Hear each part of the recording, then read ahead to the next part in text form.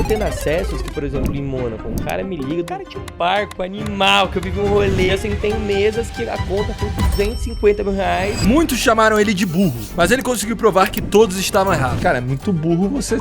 Cara, eu ouvi isso da minha própria agência. Eu sempre quis ser criador de conteúdo. De uma hora pra outra no TikTok, eu me tornei o maior criador. E que pra eu viver coisas que eu nunca vivi, eu ia ter que fazer coisas que ninguém nunca fez. Por que você nunca participou de um podcast? Eu recuso todos. Esse é Luca Morelli, que após 2 meses de faculdade decidiu trancar o curso pra apostar em um sonho. Hoje, com 21 anos, contagia milhões com seu humor, já entregou troféu pra piloto de Fórmula 1, entrevistou o chefe de equipe da Mercedes. Quando eu fui entrevistar o Toto Wolff, no começo da entrevista, ele me entrevistando, perguntando quem eu sou. Provando pra todo mundo que um dia duvidou que a obsessão por criação de conteúdo foi a melhor escolha que já fez. O que te dava essa garantia, tipo, vale a pena eu trancar que eu vou conseguir fazer isso aqui virar? Esse é o maior erro do criador de conteúdo, porque eles param no tempo. A criação de conteúdo é outra, entendeu? O que é hoje muito bom, porque eu sou muito bom. E hoje você vai conhecer o backstage de uma mente nova que já entendeu a engenharia por trás do conteúdo. Você vê um cara como um Júlio Cossielo, aí entra no lado de ego. Ter tido tanta validação que o cara vai estagnar. E aí, pessoal, aqui é o Igor e sejam bem-vindos ao Backstage, o podcast mais diferenciado do mundo.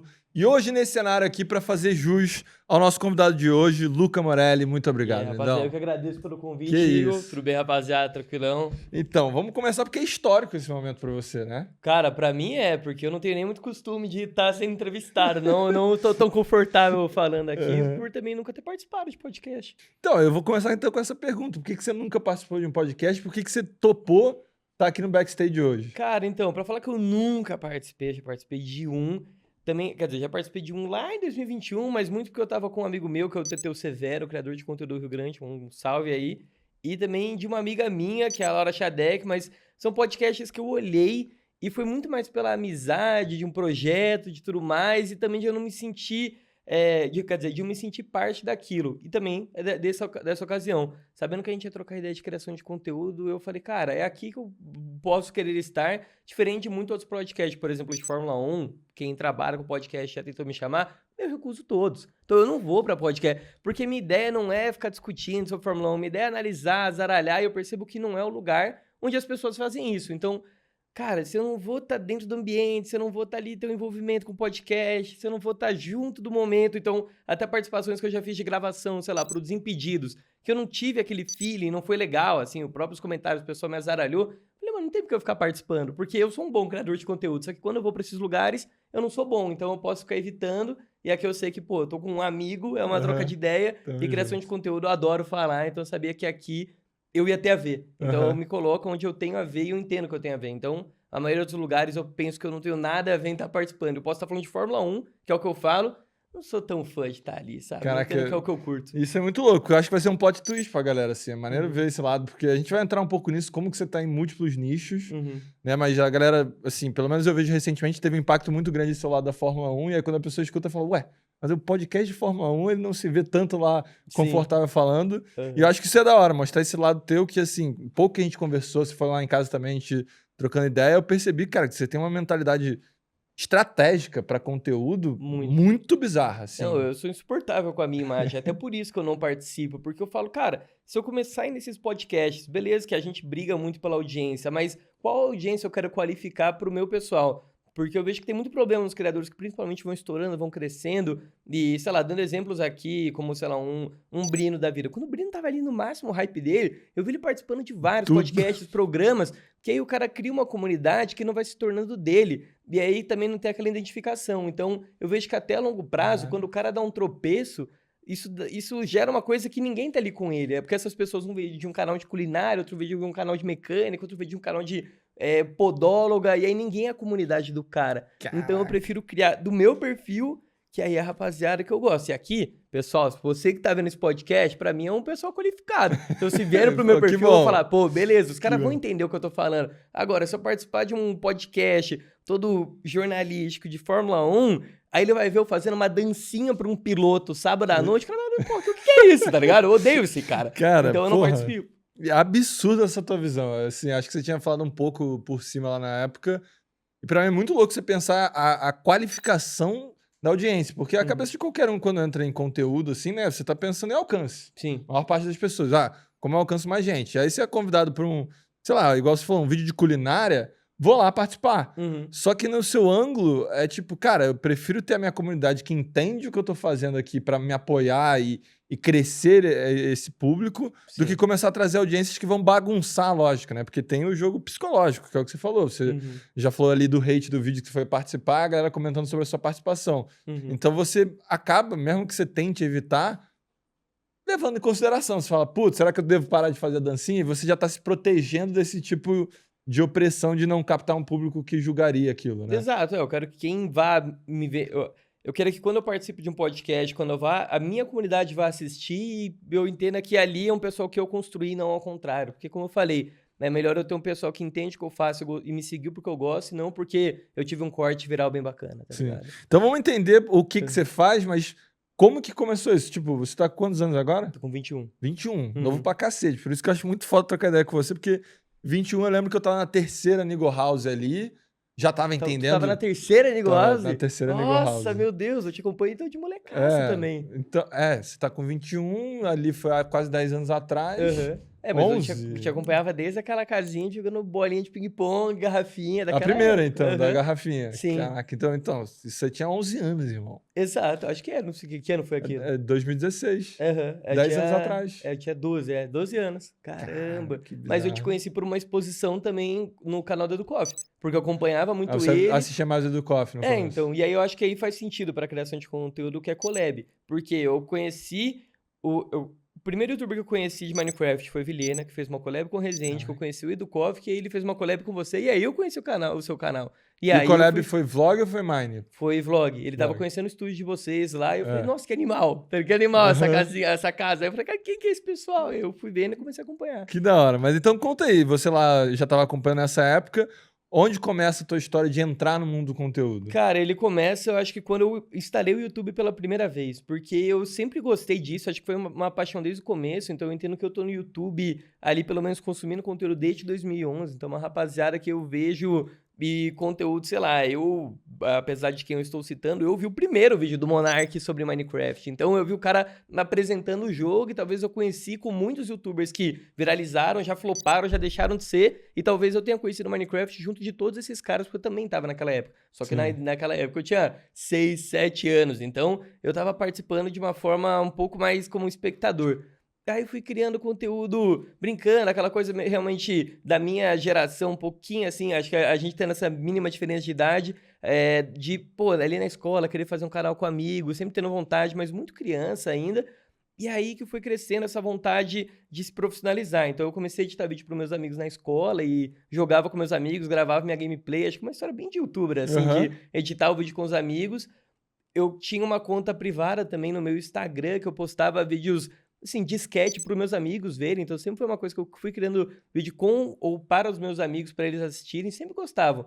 Nessa eu fui tentando live, já fui tentando YouTube, criei uma conta do TikTok, deu errado em 2020, muita época de pandemia. Tudo isso na escola ainda? Tudo isso na escola, 2020 ali eu tava no segundo ano do colegial.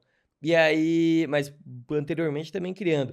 Mas ali em 2020 comecei um TikTok, deu errado, apaguei a conta, comecei live, mas live você tem que ter comunidade, mas ainda ali não tinha noção nenhuma.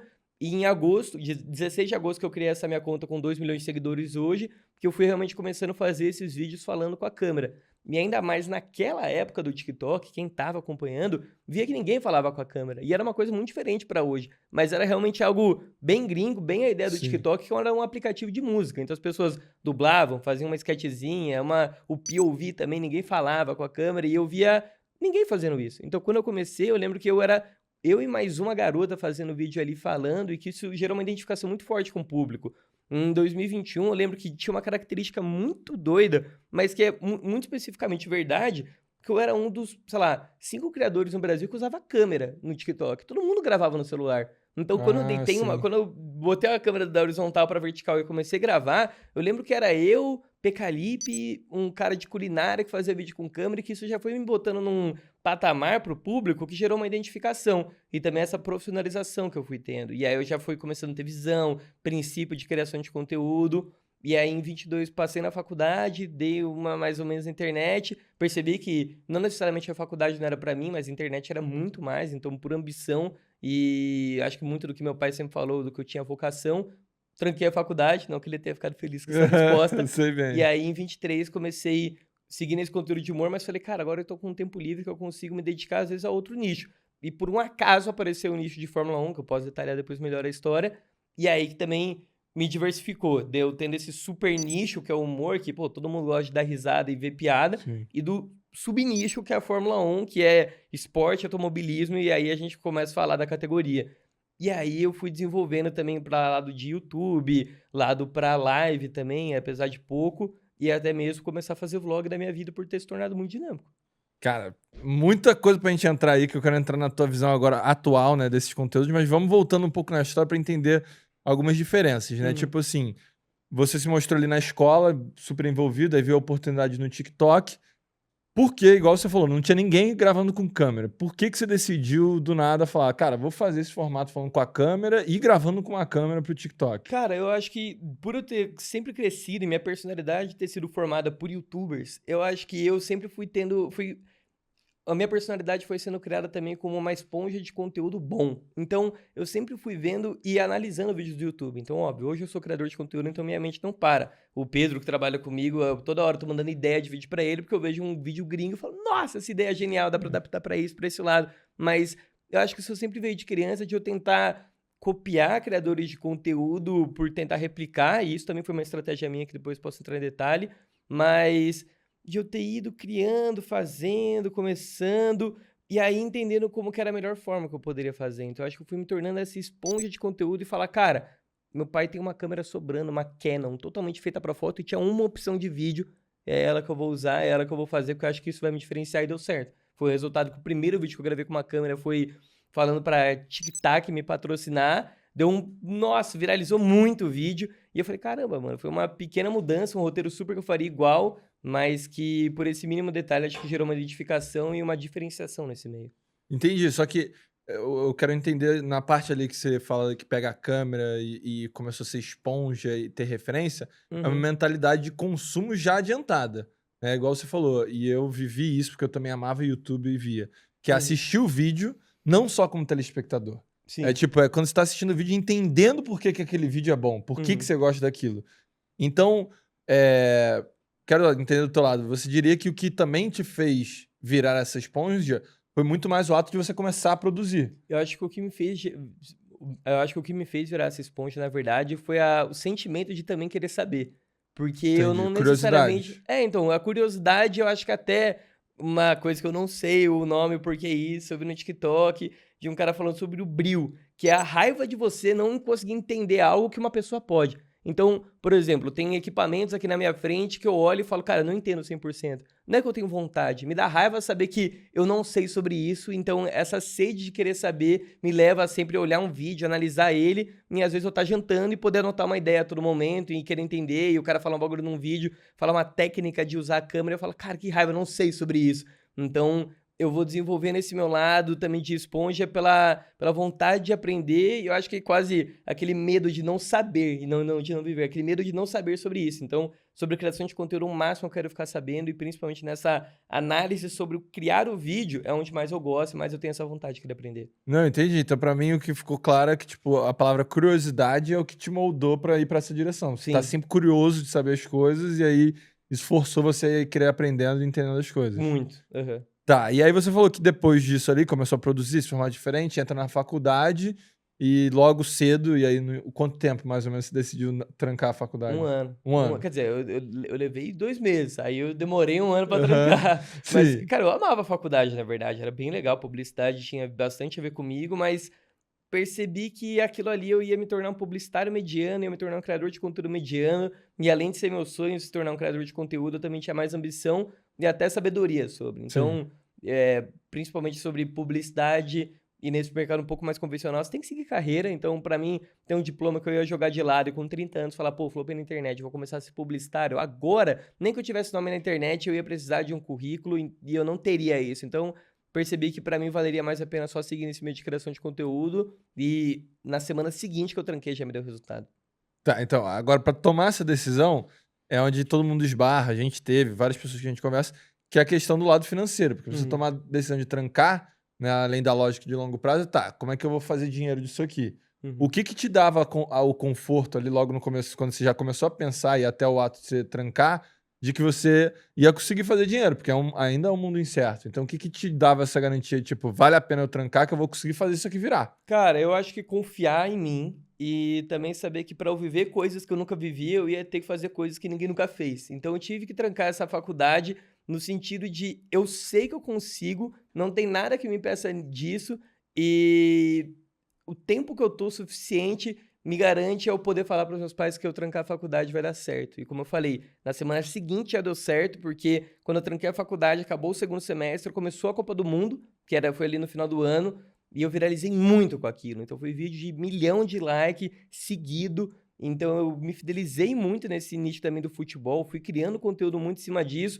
E o que eu falei, cara, bizarro. No primeiro momento que eu não tive a faculdade ali dividindo o meu tempo e eu pude dar foco à criação de conteúdo, eu voltei a fazer 1 milhão de likes. Também não era algo que eu tava acostumado. Então ali eu, cara, tive 100% de certeza, nunca tive esse medo. Acho que meu pai e minha mãe podem olhar pelo lado que, pô, beleza, agora você tá fazendo dinheiro, agora você tá ali viralizando, mas daqui 20 anos, porque ainda mais meu Sim, pai que tem seguiu numa isso. carreira de médico, você tende a crescer, você tende a subir. Na internet, o caminho é ao contrário, você tem um pico, você para. Mas eu entendo que hoje, até com pessoas mais velhas na minha frente, conseguem mostrar que existe uma carreira e eu consigo ver o caminho que eu também, às vezes, não sabendo o que eu vou fazer com 40 anos, ainda sei que consigo me garantir, porque eu tive que provar isso em praticamente uma semana quando eu troquei a faculdade. Então, pô, daqui 20 anos Sim. eu também vou conseguir me provar isso. Tá, e eu acho muito legal escutar de você, assim, tipo, você quando falando, mostrei que deu certo. Você quer que eu fale do lado financeiro? Não vou editar. Exato. Aham. Não, tipo assim, quando você fala que deu certo, tem dois caminhos que as pessoas vão ver, Uhum. né? Tipo, tem o lado deu certo financeiramente, tem o lado deu certo de alcance. Sim. E eu achei interessante que quando você falou deu certo, logo em seguida deu certo, você falou sobre o número de likes, número de alcance, que numa lógica racional, não racional, talvez do impacto, realmente é o que deu certo. Você está alcançando pessoas, mas você pode dar certo no sentido de alcance e não saber como monetizar aquilo, Uhum. né? Principalmente quando a gente tá falando de TikTok e Instagram, que era diferente do YouTube. O YouTube tinha essa parada de dar certo porque você pegou, viu, você sabe que você tá ganhando dinheiro. Uhum. Mas eu entendo que no teu caminho ali, ainda mais no começo, era um caminho publicitário, Sim. né? De fechar publis e tal. Então, nessa virada de chave, quando eu imagino que a Copa do Mundo atraiu mais publicidade, mas o deu certo pra você foi primeiro de fato as views ou você já tinha um cheiro de grana que fazia você também estar confortável de estar tomando essa decisão? Cara, eu acho que o primeiro. Essa frase de dar certo, eu acho que primeiro retornando até um pouco. Nesse momento que eu decidi trancar a faculdade para fazer conteúdo, desse lado financeiro, eu também tive um pouco do auxílio dos meus pais, mas assim, nesse momento que eu tranquei, voltei a criar conteúdo, o TikTok daquele mês tinha começado a monetização, em novembro de 2022. Então ali também eu já tive um ar do que queria ser, e já foi uma monetização boa ali. Acho que minha primeira monetização no TikTok, principalmente por eu estar viralizando, foi R$ 6.000.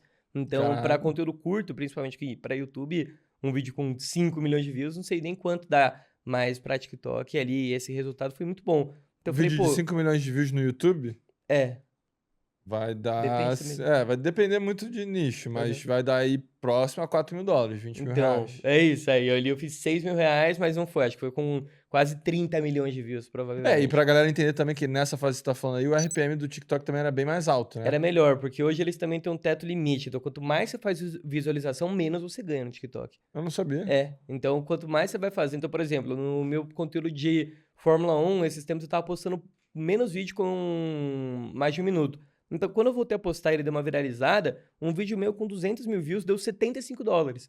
Porque eu tava fazendo pouca view. Então, aí agora, se eu voltar agora a criar mais conteúdo com mais de 1 minuto e ir fazendo muita view, o TikTok vai diminuindo cada vez meu RPM. Que Porque ele tem um loucura. limite. Porque o Sim. TikTok não tem grana pra pagar todo mundo. Eles ainda estão encontrando qual é esse modelo, né? De Sim. como remunera e tal, mas... Sim, mas aí lá na época também, comecei a criar esse conteúdo, já tinha monetização, já veio chegando publicidade, eu entrei numa agência na época que foi muito bom pra mim, então isso começou a me dar certeza até desse lado de profissionalização da publicidade, então eu não necessariamente ia ter que esperar agências que eu não faço parte me chamando, eu comecei a ter uma que negociava por mim, e que aí eu tive certeza que ia chegar desse lado de publicidade e desse lado de monetização. Então, sobre o lado financeiro, já me deu uma certeza grande ali no começo de 2023.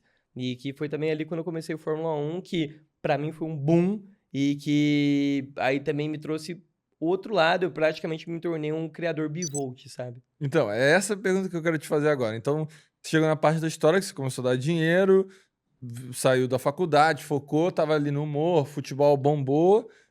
E aí o cara decide que ele fala, vou criar uma outra conta. Cara, não foi simples assim. Tá, mas a minha dúvida é que eu imagino que você recebeu muito essa pergunta. Tipo assim, cara, é muito burro você separar as suas contas. Cara, eu ouvi isso da minha própria agência. Porque, como que foi a história? Eu tava ali criando conteúdo de humor, quando eu deixei de estar na faculdade, eu comecei a ganhar esse tempo. E aí nessa eu comecei a olhar e poder falar, mano, eu posso ou às vezes explorar, focar muito mais no YouTube nesse meu nicho de humor, ou eu por acaso posso começar outro nicho. Mas sempre foi aquela ideia que passava na cabeça, não tinha nem muito o que eu pensava, até que algo que eu fazia muito em 20, 21, 22, 23, que era gravar com um amigo meu lá em BH, Igor Casseb, um salve, e a gente ia gravando conteúdo, realmente ligava a câmera, a gente trocava ideia por 10 minutos, resumia 600 mil likes. Era fácil fazer view na época. Então, e a gente formalizou muito um grupo também com o Léo Furlaneta, a gente formou um trio, um de BH, um do Sul, um paulista, então a gente começou a ter essas personas, uma identificação muito forte dessa região Sudeste e Sul, e aí eu, nessa que tava gravando vídeo com eles, gravando vídeo com o Casseb, a gente tava de costas com uma televisão, a gente virava e falava o símbolo que tava, e apareceu na época o símbolo da Band, e eu virei e falei, Band, caralho, como que você falou tão rápido? E aí eu falei, pô, é Fórmula 1, não tem como eu errar. O vídeo viralizou, 600 mil likes, os comentários eram só pedindo pra eu criar uma conta de Fórmula 1. Nessa eu olhei e falei, cara, eu já tava com uma vontade de criar, vou tentar aqui também, porque eu já tinha conta secundária no TikTok, com 500 mil de seguidores ali por vontade. Pô, mas de Fórmula 1 também. E se você for assistir esse meu primeiro vídeo de Fórmula 1, é um vídeo que totalmente eu vou levar aquilo por hobby, vou levar aquilo na brincadeira, não é um lugar jornalístico, é um lugar que eu vou ficar zaralhando. Declarei minha torcida pra Red Bull. Ali eu tinha organizado uns 7 vídeos ali prontos, deixei tudo programado pra postar no TikTok ali, postou e em uma semana eu bati 100 mil seguidores. Então, de um nicho que, beleza, às vezes quando você tá no humor, eu em uma semana já fiz até mais seguidores no nicho do humor, mas na Fórmula 1, de uma hora pra outra no TikTok, eu me tornei o maior criador, em números. E aí, dentro desse nicho do TikTok.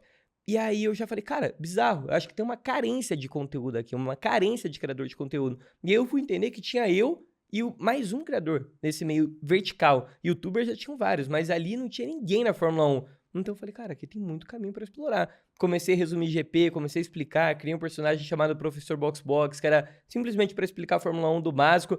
E eu criei em muitas pessoas vontade de querer acompanhar ou voltar a acompanhar a categoria. Então, muitas pessoas durante esses anos, e muitas mesmo, chegaram e falaram, cara, comecei a assistir Fórmula 1 por conta de você. Ou, cara, minha namorada assistia, eu não sabia nada do seu perfil, foi o que me ajudou a entender. Então, várias pessoas começam a assistir o Fórmula 1 e entendem por conta do meu vídeo por algo que foi numa brincadeira de eu ter olhado um símbolo na televisão. E rapidamente ali eu já comecei a ter uma grande exposição nesse meio, as pessoas já me conheceram nesse meio, e que agrada e desagrada alguns também. Sim, cara. E você falando agora, eu percebi um negócio no teu nicho aí da Fórmula 1 que é próximo a gente, que eu vejo que hoje cada vez mais é difícil de replicar, que é a relação emocional a longo prazo com alguém por causa de conteúdo. O que eu digo isso? Assim, cara, modéstia à parte dizendo, quando a gente encontra fãs de Neagles, eu entendo o impacto geracional. Tipo, a pessoa parece que eu sou um personagem que é amigo dela há anos. Sim. Sabia o que eu bebia, frappuccino de manhã,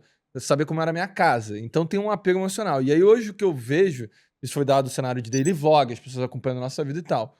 Hoje, principalmente quando a gente fala também de Instagram e TikTok, óbvio que tem a galera também do Instagram que posta story pra caramba, se acompanha a vida, mas na maior parte, né, o impacto é ali do consumo rápido, né? Você consome ali um Reels, rico a pessoa, fala legal, e fim um pouco dessa relação, né? Não tem algo que estende. Quando você conta a tua história e o impacto que você gera pra galera, mesmo que não seja o seu produto, tipo, não é a Fórmula 1, não é o Luca Morelli, mas a pessoa entrou nesse universo por sua conta. Sim. E aí é um impacto emocional que até quando ela tá assistindo Fórmula 1 ou quando ela estiver na rua, tipo, você de fato mudou um comportamento, uma coisa que tá muito mais tempo com ela do que só ela ter assistido o seu vídeo, entendeu? Sim. Então isso tem um valor que, tipo, cara, é imensurável. E acho que até nesse nicho do humor, eu sempre fui criando conteúdo e eu percebi que as pessoas me reconheciam em muito base do que eu viralizava, e não necessariamente da minha pessoa. Acho que por conta da Fórmula 1, de eu ter começado a lidar com o subnicho, eu comecei a perceber que as pessoas tinham muito esse lado do carinho por mim. E até dessa resposta de, pô, você mudou minha vida em algum sentido, de eu começar a acompanhar um esporte, de mudar a rotina, num nível que hoje, quando eu vou num Granja Viana, vou ver uma corrida de cadete, de criancinha ali, tem crianças que começaram a correr por minha conta. Então, talvez um cara pode um dia se tornar um piloto de Fórmula 1 e ele começou vendo um TikTok meu, sabe? Então, e eu nunca tive isso no humor, desse lado de comunidade mesmo, porque era um pouco mais difícil de formar. Porque eu entendo que nesse lado do humor, nesse lado do super nicho, o nicho é você, é a sua personalidade. Então, você tem que estar muito lá para as pessoas lembrarem de você, entenderem você. A forma de você fidelizar na cabeça de alguém nesse super nicho do humor é muito mais difícil. No da Fórmula 1, por ser um sub-nicho, várias vezes eu larguei essa conta, várias vezes eu deixei de postar lá meses, eu voltava e o vídeo estava viralizando. Porque sempre tinha um motivo ali, que era a Fórmula 1. Então a pessoa já tinha identificação da minha imagem, já tinha meio que a primeira pergunta que é, o que ele tá falando? Fórmula 1, tá, qual que é o assunto? No humor, a pessoa sempre tem que ir algo de acordo com o vídeo, principalmente no vídeo curto, entender sobre o que eu tô falando. Então na Fórmula 1 também eu fui tendo tanto essa facilitação na hora de criar conteúdo, porque sempre já tinha esse pré-contexto que era a Fórmula 1, e também esse lado que eu falei, caramba, aqui tem um lado de comunidade que eu nunca explorei no humor, porque é muito mais difícil. Você tem que viralizar muito pra ter isso. E eu achei bem legal quando eu comecei a criar. E por que manter as duas? Tipo assim, acho que é o óbvio um pouco da galera é ver. Você tá dando bom aqui na Fórmula 1, ou se fosse na de humor. Tá, vou double down, igual você teve que escolher entre faculdade e conteúdo. De certa forma, você também tem dois nichos aqui, que quanto mais foco você colocar em um, mais resultado você tem. Mas você decidiu e optou por manter os dois. Por quê? Cara, eu acho que se as pessoas soubessem o poder de ter dois nichos, todo mundo teria. Eu conheço, acho que um criador que tem dois nichos, e é quando a gente conversa, praticamente a gente sabe onde existe uma mina de diamante e ninguém sabe. Você pode falar quem é esse outro criador? Cara, é o criador de conteúdo de futebol e humor também, mas ele divide a conta mais ou menos com outro cara e, enfim, antes ele tinha esse canal em dupla, que aí ele foi se adaptando a ter esse canal só de futebol. Agora acho que ele tá mais focado no futebol. Mas quando eu comecei a ter esse lado de Fórmula 1, eu comecei a perceber a força que eu tinha nesse meio de influência. E até dessas minhas conexões. Então, por exemplo, muito criador de conteúdo me conhece pelo nicho de humor, e eu consigo ter esse contato e levar ele pro nicho da Fórmula 1. Então, as pessoas do nicho de Fórmula 1, criadores, literalmente meus concorrentes, não têm acesso a esse pessoal que eu tenho dessa minha outra conta, e vice-versa.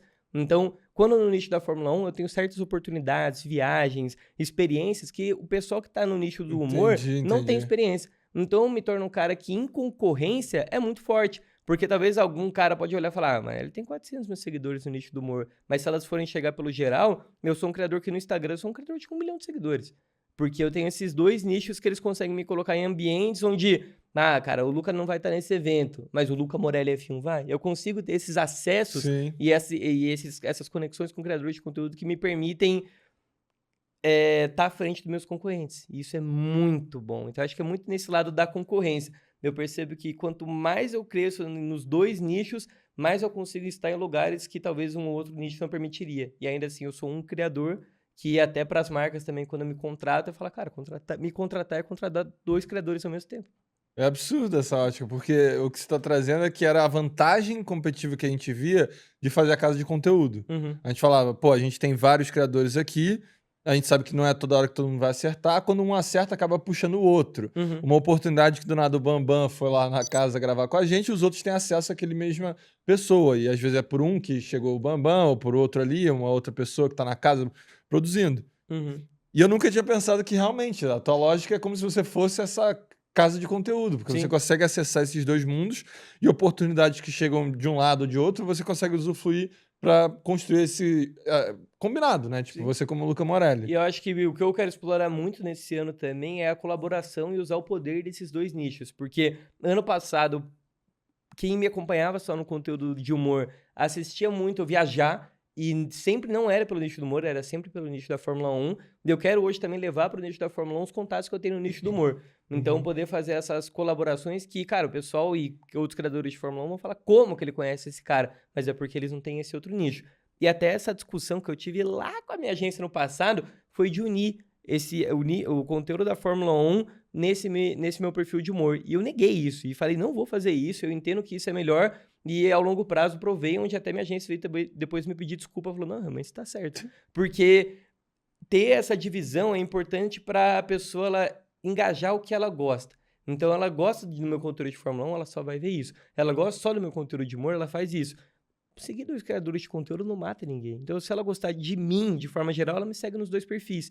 Então ter essa divisão me garante que o vídeo que eu vou entregar para a pessoa é o que ela quer, e não necessariamente eu ter duas comunidades. Eu acho que isso funciona muito bem no YouTube, porque o YouTube tem uma entrega muito boa, mas quando eu tô no celular, que eu tenho centímetros que eu tenho na tela da pessoa, eu tenho que saber que o meu conteúdo vai realmente impactar essa pessoa e é isso que ela quer ver. Se ela me seguiu por um vídeo que eu fiz de humor em colaboração com um humorista e o meu próximo vídeo é um resumo de um GP de Fórmula 1, cara, essa pessoa lá às vezes gosta de tênis e de ouvir piada. Não tem porque ela tá vendo aquele conteúdo de automobilismo. Ela passa, eu perco engajamento, perco retenção e meu conteúdo flop.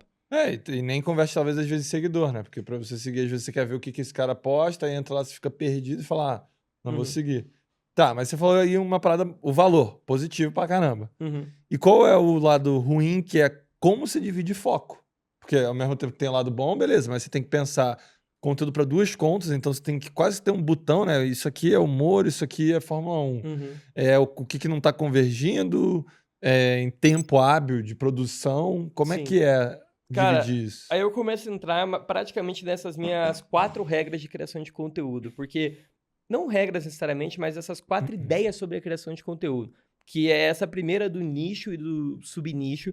Então eu trabalho hoje com esses dois nichos. Então o humor ele é esse super nicho, porque como eu falei, é muito sobre o que você produz e a sua personalidade. Então as pessoas gostam de ouvir piada e o humor ele agrega muitos nichos, então por isso que eu chamo ele de super, e desse subnicho, que é uma categoria de automobilismo dentro do esporte.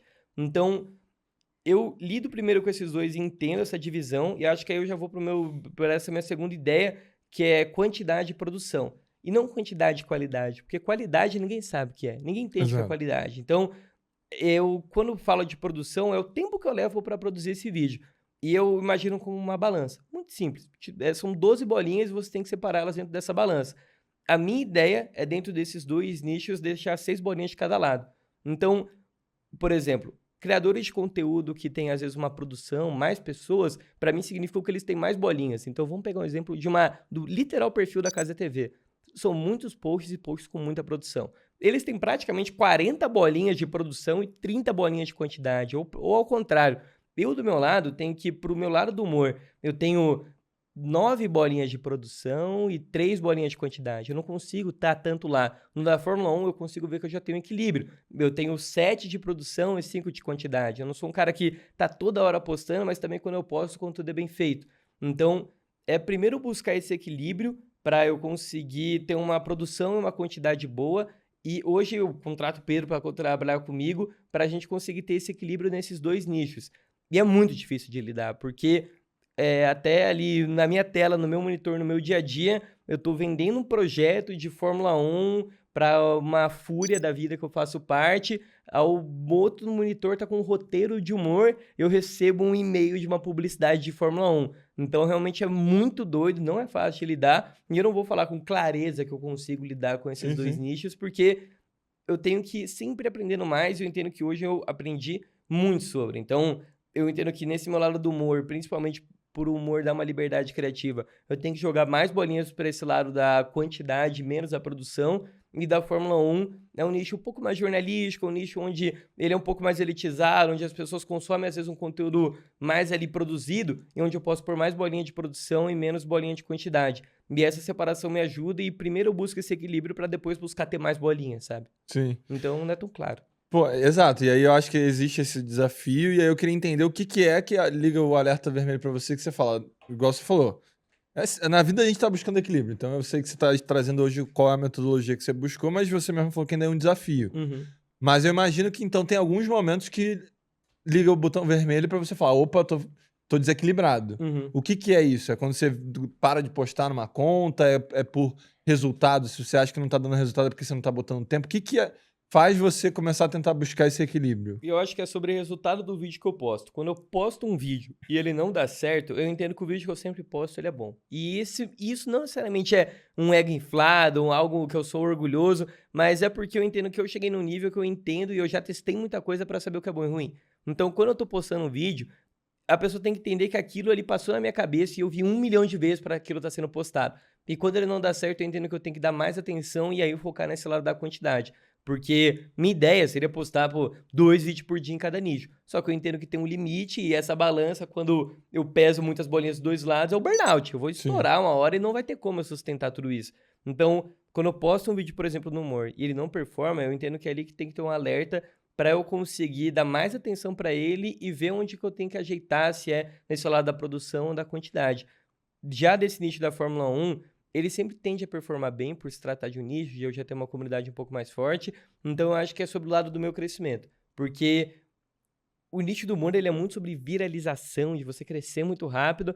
O nicho de Fórmula 1 é eu realmente estar ali, principalmente do meu tamanho, né, eu estar ali ensinando as pessoas começando a gostar de Fórmula 1, então realmente essa crescente um pouco mais lenta. Então, quando que eu vejo que eu posto o vídeo e ele não performa da forma que eu tenho... Quando eu posto um vídeo e ele não performa da ideia que eu tenho como expectativa, eu já sei que eu tenho que dar mais atenção para esse vídeo. Então, as métricas, você diria que Fórmula 1 você tá olhando mais para ganho de seguidor e para o do humor você tá vendo alcance por post. Sim. Seria o que mais você entende ali que é o impacto de cada um. Sim. Mas eu ainda vou criando uma metodologia para conseguir tanto filtrar o momento que eu tenho que dar atenção, mas como a gente tá falando, a ideia é equilíbrio. Então, se eu tenho esses 2 nichos e tanto nessa quantidade de produção, eu busco essa média para o meu conteúdo também. Só que eu acho que minha ideia, por exemplo, hoje no humor, é conseguir fazer a cachoeira de conteúdo, que é o que todo mundo busca, de fazer uma live para se tornar corte, para se tornar um vídeo longo. Então, eu entendo que eu posso sair um pouco desse lado do humor e de produzir um vídeo focado, porque eu sei que eu posso estar meio que nessa cachoeira de produção de fazer um vídeo pro YouTube e descer isso pra corte, que eu acho que a ideia é que muita gente viralize, e hoje também o que mais viraliza criadores de conteúdo é live também. Sim. Então, eu acho que eu tô mais nessa ideia hoje pra esse nicho. A gente vai entrar em conteúdo longo, mas você contando aí do teu lado, assim, eu tenho uma pergunta mesmo provocativa pra gente pensar, tipo... Hoje o que eu tô vendo é que você não é só um criador de conteúdo. Porque normalmente um criador de conteúdo, eu tenho minha conta aqui do Instagram, do TikTok, eu penso em ideias, eu produzo e acontece. Você por ter essas 2 contas e todo o racional que você traz, até que você na época peitou a agência de falar, não, acredito nisso e tal, você tem uma visão estratégica da marca Luca Morelli como, vamos dizer assim, um CEO que lidera isso e ao mesmo tempo você é o cara que produz, né, esses 2 programas dentro dessa mesma marca. Sim. E aí tem o lado comercial, igual se for tá vendendo projeto e tal. Você consegue enxergar um mundo onde você tem um sócio ou alguém que é de fato seu braço direito como líder dessa operação? Tá ali, tá no backstage. Aí, ó, tá ali o cara. Porque é isso, cara. Eu quero contratar não só o Pedro, mas mais pessoas pra estar comigo, me ajudando, pra eu conseguir criar esse conteúdo e falar... Mano, dá uma olhada nesse vídeo, corrige o vídeo e de olho fechado eu sei que eu não vou precisar olhar e isso vai ser postado.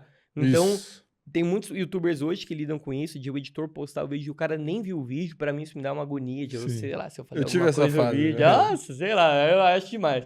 Mas se é um cara que trabalha comigo, aí é um pouco mais de confiança, porque ele também vai estar nessa empresa, ele também vai estar nesse lado. E tem criadores que eu troco muita ideia sobre isso, que é, por exemplo, um Chef Otto, um Nauta, que são caras que têm uma folha salarial bizarra, várias pessoas por trás, estúdios, realmente QGs de criação de conteúdo, e que, ainda por serem criadores de um nicho, conseguem ter esse lado da quantidade, da produção e da qualidade. Então, por eles terem mais pessoas, ele tem mais bolinhas e eles conseguem estar mais presente em todas essas redes sociais de uma forma legal. Tá ligado? Então é isso que eu busco também na hora de ter esses 2 nichos, é poder falar, cara, tem certas coisas que eu posso terceirizar, certas coisas que não existem como terceirizar, por exemplo, como ter ideia ou fazer o roteiro, mas no momento de uma correção, solicitar uma thumb, trocar ideia com o editor, vender uma publicidade, esse tipo de coisa, cada vez mais eu quero me desgrudar, porque uma coisa que o próprio Brino me falou é que a gente é criador de conteúdo e nossa ideia é criar. Então não é editar, não é fazer uma thumb, vender no máximo fazer ali, vender um projeto, realmente produzir o vídeo ali, tá na frente da câmera e ser um bom comunicador. Então minha ideia é realmente estar sendo um bom comunicador a longo prazo. E desses outros lados, eu quero cada vez ir me desgrudando mais pessoas ao meu lado que querem estar nessa ideia, sabe? Sim. É porque o teu perfil é muito foda, assim, eu me vejo um pouco nisso, que é um pouco de paradoxo, assim. Porque o fato de você ter a visão estratégica, até de negócio, tudo que você colocou, é o que te fez colocar aqui. Mas o grande valor no final do dia é você ter o tempo hábil para ser o criador e produzir. Sim. É mais difícil para você montar esse time do que alguém na lógica inversa que não via tão estratégico o próprio conteúdo, né? Então, o que eu quero dizer, tipo, tem um criador lá que tá viralizando e aí vem um empresário e une com ele e ajuda ele a estruturar aquilo ali, porque ele nem tinha a visão do que daria para estruturar e aí eles juntos fazem acontecer. O teu tem esse desafio que é a lógica inversa. Você tem muito claro o plano, você tem muito claro como se vender, qual é esse posicionamento, então se torna mais difícil para você delegar algo que é fundamental. Sim. Né? Então eu digo isso porque eu acho que não tem a resposta, assim, mas é um exercício de como que transfere a tua visão para que você tenha confiança de outras pessoas no âmbito estratégico da marca Luca Morelli, até menos só da operação, né, de produção, né? Sim, sim. Eu acho que não existe muito segredo desse sucesso ou desse super foco em várias coisas na criação de conteúdo, mas existem metodologias, como a que eu tô falando de ideias que eu tenho, que às vezes uma pessoa que tá começando a criar conteúdo fala, cara, eu nunca me percebi que tinha esse lado do nicho, ou nunca percebi que, às vezes, uma boa estrutura, que pra mim é esse terceiro ponto, que às vezes é uma autenticidade. Então, as pessoas entenderem minha personalidade é aquele lado onde ela vai ver um conteúdo aleatório de qualquer coisa na vida dela, vai falar, mano, eu sei exatamente o que o Luca falaria nesse ponto. Então, independente de eu ter esses dois nichos, a minha autenticidade prevalece nas duas contas da mesma forma. Eu não sou um cara diferente um cara diferente outro. Talvez aqui quem esteja vendo esse podcast, tenha vindo pelo meu perfil, pode estar até estranhando, porque eu sou um cara um pouco mais abrasivo no meu perfil, sou um cara um pouco mais que xinga, mas porque também eu entendo que eu tenho, não necessariamente um personagem, mas uma persona, que é esse lado da minha personalidade um pouco mais abrasiva, um pouco mais falante, um pouco mais polêmica, e que eu sustento isso nas duas contas pra pessoa também, na hora de descobrir, porque rola muito disso, a pessoa fala, o quê? E aí um criador de conteúdo me manda mensagem falando, mentira que você tem dois nichos, como assim? E dessa surpresa, mas ela vê o conteúdo e fala, cara, ainda assim é o Luca, ainda assim é aquele mesmo cara que eu vi, mas ele tem outra conta, não é um cara jornalístico e um cara que tá xingando um jogador de futebol aleatório por aí, sabe? Sim. Então eu acho que esse terceiro ponto também de autenticidade, de entender que é tudo como se fosse uma empresa, de ter planilha, de eu ter um Notion organizado, de eu ter muitos roteiros, muitas ideias, ter um fluxo de trabalho, e realmente aquele lado da produção certinha, de entendendo, não é fácil lidar. Eu tenho 21 anos e eu nunca trabalhei em uma empresa, então também o Pedro, que vem de uma empresa, ele já passa muitas visões, eu quero cada vez isso. É entender que eu não sou o cara mais profissional, mas eu sou uma média muito boa de tudo que eu faço. Então eu não sou o melhor comunicador, não sou o melhor editor, não sou o melhor designer, então eu posso contratar o melhor editor, consigo contratar o melhor designer, consigo contratar um cara muito bom de ideias, mas na hora de eu precisar corrigir, tá trabalhando em cima de tudo isso, eu pelo menos sei encher o saco. Eu sei um pouco de tudo pra pelo menos pontuar, cara, ajeita isso daqui. Principalmente meus editores, até desculpa com que eu trabalho. Isso é muito importante que você falou, cara, porque tem muita gente que quando vai começar um canal, a parada, pega e fala, vou terceirizar tudo. Então terceiriza editor, thumb, design e tal.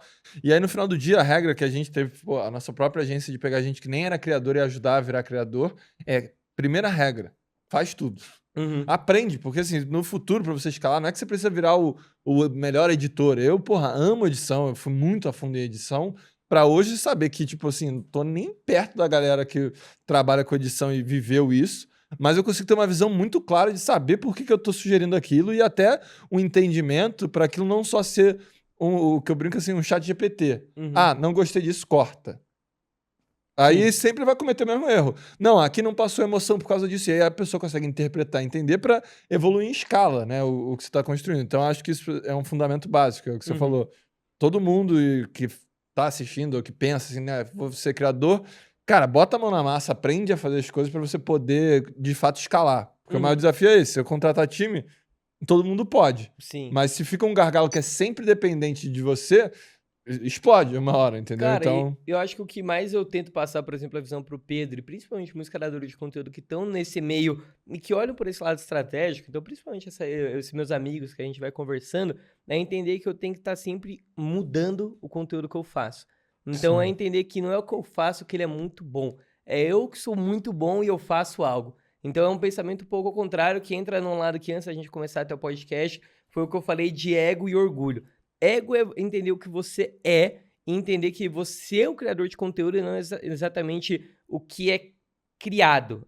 É você entender que o que você vai estar fazendo ali é sempre muito bom e não necessariamente o que você faz as pessoas vão achar que é bom.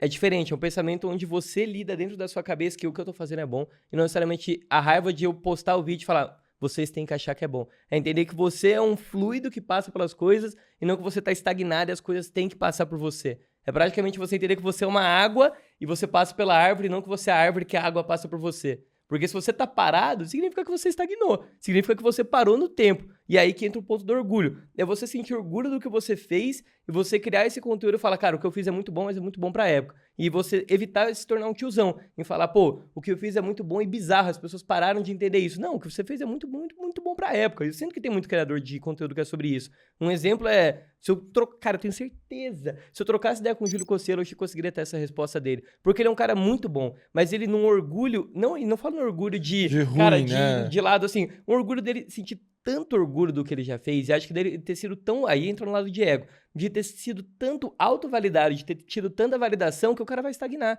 Então você vê um cara como um Júlio Cocielo, que apesar dele estar sempre criando conteúdo, tem sempre uma referência do passado. Sim. Então, acho que é um lado que você tem tanta validação que você se prende. Então, um pouco do lado que, não sei se você já ouviu, que você...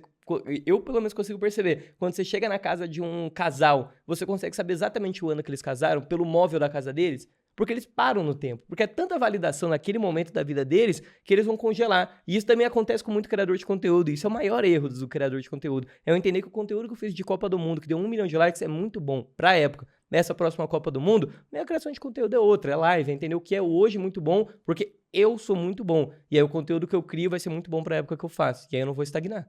Irmão. Ah, muito obrigado. Incrível, incrível. Eu nunca vi alguém ser tão profundo e filósofo. Então aí eu não tenho liberdade assim. Não, eu tô falando real, irmão. Tipo assim, isso aqui, pra qualquer um que quer fazer conteúdo ou que faz, mano, escutar esse trecho que você acabou de falar é uma aula, irmão. Assim, tudo que você falou, eu tô 100% alinhado com você, só que eu nunca consegui tangibilizar ou trazer de uma forma que a pessoa consiga entender desse jeito que você trouxe. Então, mas é algo que eu penso porque, cara, eu já vivi muito disso. Principalmente porque a gente tá numa tela verde. Isso é o ponto. Então, talvez a gente não tenha falado sobre isso. Porque foi algo que eu criei um personagem chamado Ursão, com C cedilha, que eu ia vestir uma roupa de urso e era muito inspirado no personagem Miranha, do Lucas Inutilismo. Uhum. E que era essa ideia de tela verde, percebi que a ideia não ia dar certo, e aí eu comecei a criar conteúdo com a tela verde pro meu nicho de humor e pra Fórmula 1, e isso me viralizou. Mas eu entendi que eu sempre voltava, às vezes, a criar esse conteúdo, principalmente de tela verde, no meu nicho de humor, e ele parava de dar certo. Então eu entendi que, necessariamente pra época de 2023, que foi onde eu viralizei muito com isso, aquilo foi muito bom pra época, porque foi muito diferenciado. Hoje, principalmente por conta de um CapCut, de inteligência artificial, as pessoas conseguem remover fundo e as pessoas conseguem replicar de uma forma. Então, meio que banalizou. Pra 2023, eu era um dos únicos caras que fazia isso, porque era uma forma que as pessoas não conseguiam fazer. Agora que por muita gente fazer, eu deixei de ser diferencial e eu tenho que buscar outra forma. Que acho que aí é muito sobre a forma que eu crio conteúdo, que é me diferenciar. Tem gente que gosta de fazer um mesmo que tá todo mundo fazendo, uma trend, cresce, faz dinheiro, se torna um criador assim, e pra tá tudo bem também, não é minha ideia sobre criação de conteúdo, mas volta nesse ponto do orgulho e do ego de eu falar, cara, eu tenho que entender que eu tenho que sempre estar mudando meu conteúdo e entender o que eu fiz é muito bom lá no passado. Se eu continuar replicando isso, eu vou estagnar e me tornar um frustrado dentro da internet. Sim.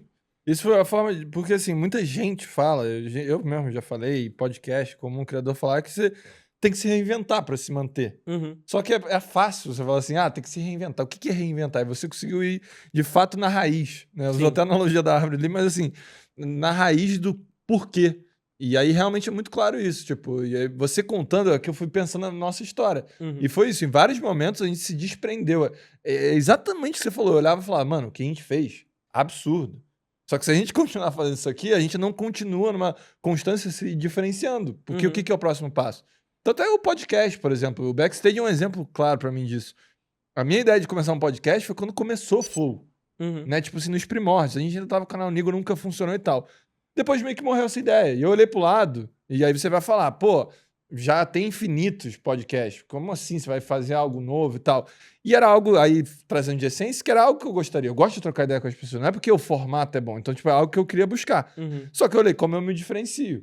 E aí a gente começou o formato do Backstage. Hoje já tem pessoas que... Os podcasts já estão começando a ter câmera mais móvel, que a gente tinha central que mexe, não tinha ninguém, era tudo sempre tripé. Aí essa questão de também estética, de gravar em qualquer lugar. E eu acho que, assim, óbvio que a gente vai continuar aqui fazendo Backstage, mas que daqui a um tempo, por mais que eu ame, e no sentido até do ego, tipo, cara, eu tô fazendo um bom trabalho, tô fazendo um podcast fora da curva. Tem um novo agora que saiu também, até, de certa forma seria concorrente, mas eu falo porque a qualidade é absurda. Deep Story, eu acho. Os caras estão gravando num estúdio com câmera móvel, tipo assim, uma parada absurda. E eu sei que, tipo, a galera vai começar a fazer. Então é essa parada de olhar, se orgulhar, mas ter a consciência de que, cara, se eu continuar nisso aqui, provavelmente eu vou morrer, né? Nesse mesmo lugar do ego. E achei até o exemplo, não atacando o Júlio Cocielo, você trouxe um feedback que é real. Quando você falou, me deu o mesmo clique, né? Você vê um vídeo, talvez, hoje dele no YouTube, ainda é aquela essência lá de trás. Se ele tivesse readaptado o formato, ele tem o alcance e engajamento dele no Instagram, tem tudo, mas ele poderia estar nessa ainda ascensão de se reinventando e crescendo com o movimento da internet. Mas né? acho que o Júlio Cocielo é impossível ser hate, pelo lado que eu sou muito fã do cara. Sim, mas porque tem gente que pode achar que foi, mas não é. Não é, mas é pelo lado que eu consigo olhar pro conteúdo do cara e eu falo que ali, que aí é tipo uma coisa de psicologia, eu não sou psicólogo, mas eu consigo ver até aquela dor do cara se conhecer. Porque como eu falei do ego, é se conhecer. Até onde você quer se conhecer, tá ligado? Sim. Porque às vezes você vai falar, cara, se eu me conhecer muito, eu vou perceber que eu vou ter que mudar muito e que preguiça. Então, se eu tô tendo visualização com o que eu tô fazendo, é isso, tá tudo bem. E às vezes o cara vai continuando a criar, vai se tornando, e ele tende, às vezes, ou a sair do YouTube, não só a Júlio Cocielo, como outros criadores de conteúdo, tende a sair entrando em outros ambientes. E aí é a forma que o cara vai se reinventar. E às vezes o cara fala, mano, eu não consigo, às vezes, querer me adaptar ao que tá se tornando o YouTube hoje. Isso acontece muito, a gente ouve muito papo de youtuber, tipo, um Gusta, largou o YouTube real. Falou, pô, não gosto de como tá se adaptando, não quero me adaptar ao que tá se tornando. O cara larga e vai pra outro lugar. Sim. E é isso, uma forma de se reinventar também. Eu percebo que, às vezes, muitos desses youtubers das antigas mesmo, seguem nesse mesmo formato. É muito difícil ter criador de conteúdo como você, que às vezes se desafia a criar outro canal, um projeto do zero, um podcast, e ainda querer fazer diferente. Você não só cria um podcast, você quer diferenciar o nicho. Então é difícil ter isso. Tá, e agora eu quero saber, você tá falando desse lado todo da galera que tá largando e tal, e você tá fazendo o inverso. A gente tá falando de YouTube aqui, você tá começando a fazer vlog, a gente trocou uma ideia sobre também live que você tá buscando. Mais um nicho. Sim, é porque, cara, eu tendo a querer ir pro YouTube de forma integral ao futuro, então realmente fazer essa cachoeira de conteúdo, de estar criando vídeo longo pra se tornar vídeo curto, ou às vezes uma live pra se tornar vídeo longo, vídeo curto, mas que o vlog hoje ele é a minha primeira forma que eu consigo adentrar e aprender, porque eu tenho muito essa visão, mas ela é uma visão muito do conteúdo vertical. Quando se fala no YouTube, é isso, eu vou querer muito te ouvir, que você tá muito mais anos, acho que nesse meio vertical eu tenho muito a poder falar pra criadores da velha guarda, às vezes estão muito tempo, mas ao contrário não. Então o vlog é o primeiro passo que eu tô dentro do YouTube de uma constância, de uma thumb, de um título, de monetização, de entender como funciona, pra eu poder entrar nesse meu nicho do humor, que é o canal Luca Morelli. Muito obrigado, YouTube, de ter me ajudado a ter o arroba certinho, Luca Morelli, e desse lado da Fórmula 1. Então, de eu começar a entender como que cria conteúdo, começar a entender, e o vlog hoje ele não entra como uma dor, ou uma pressão, ou algo que eu tenho que estar lá. Eu posto e ele começou a ideia do canal como algo que eu queria usar como arquivo de vídeo. Então, são vídeos editados, vídeos feitos, podem assistir, tá liberado. Mas é um vídeo realmente pra voltar e falar, cara, que legal, fiz um intercâmbio no Canadá em 2022, que animal. Tem 7 vídeos lá sobre isso. Pô, eu fui pra Mônaco, tem um vídeo de animal sobre isso. E são vídeos que eu olho e falo, animal. E tem, por acaso, 200 mil views, sabe? Então, ele serve muito pra esse lado. Eu curti muito o que eu tô fazendo, é um canal totalmente laboratório sobre minha vida. Então vai sair um vídeo hoje do rolê que eu fui dar com os Abdallah Brothers no estúdio deles, e talvez o próximo vídeo vai ser um rolê que eu vou dar com algum criador de conteúdo fazendo alguma coisa, ou às vezes um dia meu mostrando como que é a criação de conteúdo, e é 100% laboratório. Então é um canal que flopou, deu certo, quem tá assistindo ali gosta muito de mim, eu vejo esse feedback, porque poucas pessoas que vêm falar comigo do canal, mas quem vem cara, a pessoa vem, como você falou, é uma coisa que ela me deixou meia hora na televisão dela, e eu já tive exemplos absurdos, como a filha do Abel Ferreira já ter vindo falar comigo. Eu falei, caralho, agradece teu pai, caralho, você é foda, todo mundo é foda dessa família. Então eu percebo que o YouTube ele conecta muito mais as pessoas, obviamente pela retenção de tela e também por não ser necessariamente um rodízio, sim um cardápio, então a pessoa escolhe o que ela quer assistir. E aí eu quero muito estar nisso, porque eu percebo que é muito mais fácil a presença e que, até falando como criador de conteúdo e me abrindo mais um pouco, que eu vou ficando pra trás. Porque eu vejo que muitos criadores de conteúdo fazem conteúdos muito simples, não necessariamente ruins, mas simples, a produção é pequena e que dá muito certo. E eu falo, cara, eu tô aqui nesse conteúdo vertical, eu tô ficando pra trás. Então é aquele é até uma... Às vezes uma coisa que eu vou me desligando, vou fazendo todo automático, que eu falo, opa, não, pera aí, às vezes o vertical ele foi muito bom em 2021. Então por isso que eu falo de novo, desse ego do orgulho, de eu me ligar. Eu falo, opa, muito bom lá, hoje tá todo mundo fazendo tudo, e às vezes eu tô renegando fazer live por algo que eu sempre quis, e como eu falei, primeiro eu comecei a fazer live, depois conteúdo curto. Então é algo que, primordialmente, eu sempre quis fazer live. Então agora que eu tenho a oportunidade de produção em comunidade, eu consigo poder fazer e ainda ter todo esse elenco de criação de conteúdo pra ter vídeo no YouTube e vídeo curto, sabe? Sim. Eu te escutando aí, vou dar minha opinião. Eu sinto que você, quando joga essa história do hobby e tudo bem, é mais um conforto pra você não ter uma pressão externa de resultado. Opa, aí o papo de psicologia, vamos Porque lá. o seguinte, você falou exatamente a mesma coisa de Fórmula 1, e quando você contou de Fórmula 1, você já tinha uma gaveta de 7 vídeos. Uhum. Mesmo que seja um hobby, se é só por um hobby, tipo, ninguém tá se programando 7 vídeos. E eu tô escutando a mesma história do canal aqui, e você, na própria explicação, entrou porque que você entende que estrategicamente faz muito sentido o YouTube. Sim, é porque, cara, o E vlog... não é algo ruim, tá? Eu acho que, assim, Uhum. é um gatilho seu quase, tipo assim, que é bom. Porque quando você também joga o jogo muito da pressão de resultado, você começa a fazer um vídeo pro algoritmo. Então, Uhum. a tua lógica é a mesma que a gente fez em Nigel House. Você falou, é um vídeo que você quer poder voltar lá atrás e ver parte da tua história. Sim. Só que você poderia gravar um vídeo pra ver na tua história, literalmente raw, e sem botar música, e sem fazer corte. E ficar salvo. Você tem uma intencionalidade daquilo funcionar no formato. Uhum. Entendeu? Então, o que eu quero dizer, assim, eu acho do caralho. Eu acho que você tá no caminho certo. Mas quando você traz essa que é só um hobby, você tem muita intencionalidade até no formato, na estratégia do porquê que você tá montando, mesmo que seja meio que essa ideia sua que é um documentário da minha vida, o que eu estaria fazendo. Mas tem essa intencionalidade, entende? Cara, eu acho que até desse lado do... O nome do canal é Dias de Luca. Então, é realmente parece esse lado como arquivo, mas ele tem um lado estratégico que, por exemplo, eu citei que eu tava vendendo um projeto, pra esse canal, então, algo que eu não queria fazer por querer, mas tô vendendo um projeto pro canal. Que eu, no dia 16, 17 e 18, vai ter um evento no Rio de Janeiro chamado Yen Rio 2026, que é de Counter-Strike, a Sim, Fúria sim. vai estar participando. Eu vou. E aí, eu tô na Fúria e tudo mais, tenho muito acesso a eles. E numa mesa de bar, eu descobri que meus amigos também estavam indo pra esse evento. Falei, cara, tem um conteúdo aí. E aí, qual que é a ideia? Eu vou fazer 3 vídeos, onde eu vou entregar GoPros na mão deles, e eles vão fazer desafios. E em troca desses desafios, eles vão receber recompensas do lado da Fúria. Então chamou a atenção da transmissão oficial do evento, conhece o time da Fúria. Conseguiu cumprimentar o personagem da Fúria, ganhou o boneco dele. E são 3 vídeos bem naquela pegada Sidemen, bem naquela pegada bem produzida, e onde também eu tenho ali a intenção de querer estar produzindo, a intenção de querer crescer uma comunidade, mas algo que talvez eu vá vender esse projeto, eu faça 3 vídeos animais, e o canal fique um mês sem conteúdo. Então eu não vou ter essa dor. Porque eu também não quero me colocar a pressão de não ter que ter conteúdo. Eu fiz 3 vídeos animais agora, o próximo tem que ser um projeto maior ainda. Não. Isso vai vir pro lado da Fórmula 1, isso vai vir pro lado do humor, onde ali sim eu vou querer dar uma super atenção. Esse canal Dias de Luca sobra pra esse lado de, pô, é um conteúdo é um nicho de desafio, com games, com amigos. Não tem muito o que eu colocar no nicho de humor, de Fórmula 1 nada a ver. Pô, eu tenho essa liberdade criativa de ter o canal Dias de Luca, um lugar onde eu coloco o conteúdo, faço o que eu quero e vai ser bem produzido também, porque também é aquela coisa que aí é sobre, como eu falei, do criador, de eu não conseguir também fazer algo terrível, assim. Então eu quero sempre ter uma ideia, e nem que seja um vídeo simples, como eu falei, de uma dancinha para um piloto.